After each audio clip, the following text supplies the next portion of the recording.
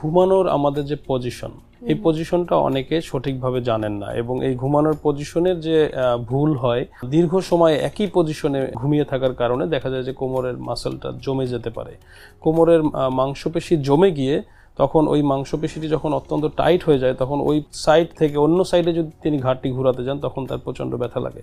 এটার কয়েকটি কারণ থাকতে পারে। যদি কেউ অত্যাধিক উঁচু বালিশ ব্যবহার করে, অনেকে দুটি বালিশ একসাথে ব্যবহার করে ঘুমায়, আপনি দেখবেন অনেকেই বাসায় অভ্যাস, এদের ক্ষেত্রে এই ধরনের সমস্যাটা বেশি হয়। অনেকে আপনারা দেখবেন যে তিনি উপুর হয়ে ঘুমান।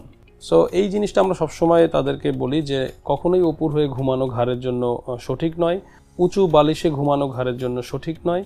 এবং আরেকটি ব্যাপার যেটা হয়ে থাকে সেটা হচ্ছে যে তিনি একই পজিশনে দীর্ঘ সময় ঘুমান। এই সমস্যাগুলো যদি থাকে, সেক্ষেত্রে অনেক সময় দেখা যায় যে সকালে ঘুম থেকে ওঠার পরে ঘাড়ে ব্যথা হয়ে থাকে। এর বাইরেও কিছু রোগ আছে, যেমন মেরুদণ্ডের আর্থ্রাইটিস রোগ, যেটাকে বলে স্পন্ডাইলো আর্থ্রোপ্যাথি, বা ঘাড়ের আর্থ্রাইটিসের রোগে যেই রোগীরা ভুগে থাকেন তাদের ক্ষেত্রে কিন্তু সকালবেলা ব্যথাটা বেশি থাকে।